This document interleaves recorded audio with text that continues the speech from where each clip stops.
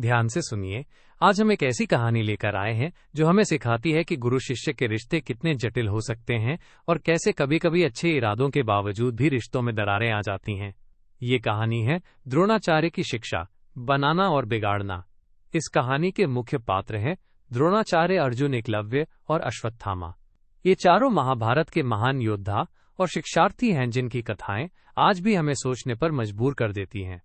द्रोणाचार्य जो थे एक महान धनुर्धर और गुरु जिनका उद्देश्य था अपने शिष्यों को सबसे श्रेष्ठ योद्धा बनाना।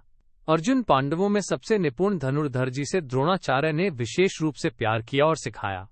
एकलव्य एक अनाथ और दूर दराज के आदिवासी लड़के जिसने बिना गुरु की अनुमति के द्रोणाचार्य की प्रतिमा बनाकर उनसे सीखने का प्रयास किया।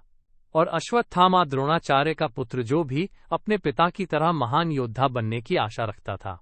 समय की बात करें तो ये सब महाभारत के युद्ध से पहले का है, जब द्रोणाचार्य हस्तिनापुर के राजकुमारों को युद्ध कला सिखा रहे थे। पर इस बीच जो घटनाएं घटी वे सिर्फ युद्ध की तैयारी नहीं थी, बल्कि मानवीय भावना, पक्षपात और निर्णयों के परिणामों की भी कहानी थी। अब सोचिए, एक गुरु के लिए सबसे बड़ा सवाल क्या होता है? क्या वो अपने सभी शिष्यों को बराबर प्यार और सम्मान दे सकता है, या कभी कभी उसकी पसंद नापसंद उसके व्यवहार को प्रभावित कर देती है? द्रोणाचार्य के साथ भी यही हुआ। अर्जुन को उन्होंने सबसे ज्यादा समय दिया, सबसे ज्यादा ध्यान दिया, क्योंकि अर्जुन में उन्होंने अपनी उम्मीदें और पसंद देखी। पर एकलव्य जो बिना अनुमति के सीखने की लगन से भरा था, उसे द्रोणाचार्य ने कभी आधिकारिक रूप से स्वीकार नहीं किया।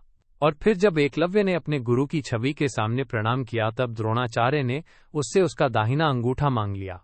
एक ऐसा निर्णय जो शिक्षा के नाम पर हुआ, पर उसने एकलव्य की पूरी प्रतिभा को कुचल दिया। यहां से शुरू होती है कहानी का पेच। द्रोणाचार्य ने अर्जुन को बनाया, महान योद्धा बनाया, पर साथ ही उन्होंने एकलव्य की मेहनत और लगन को अनदेखा किया। क्या ये न्याय था या ये पक्षपात था? एक गुरु के लिए ये सवाल बहुत बड़े होते हैं। और जब अश्वत्थामा अपने पिता की छाया में बड़ा हुआ, तब उसने भी देखा कि गुरु की छवि के पीछे कितनी जटिलताएं छुपी हुई हैं। इस पूरी कहानी से हमें ये सीख मिलती है कि एक शिक्षक जो बनाता है वही कभी कभी बिना जाने बिगाड़ भी देता है। कभी कभी हमारा पक्षपात हमारे इरादों से भी बड़ा प्रभाव डालता है, और जो परिणाम हमें लगते हैं कि सही हैं वे कभी कभी दूसरों के जीवन में गहरे घाव छोड़ जाते हैं। कल्पना कीजिए, यदि द्रोणाचार्य ने एकलव्य को भी समान सम्मान दिया होता तो क्या महाभारत का युद्ध अलग होता? क्या एकलव्य जैसी प्रतिभा को चलती, या क्या अर्जुन की महानता प्रभावित होती? ये सवाल हमें सोचने पर मजबूर करता है कि जीवन में कभी कभी निर्णय सिर्फ हमारे लिए नहीं बल्कि कई लोगों के लिए मायने रखते हैं। दोस्तों, ये कहानी सिर्फ इतिहास नहीं है, बल्कि आज के हमारे जीवन के लिए भी एक आईना है।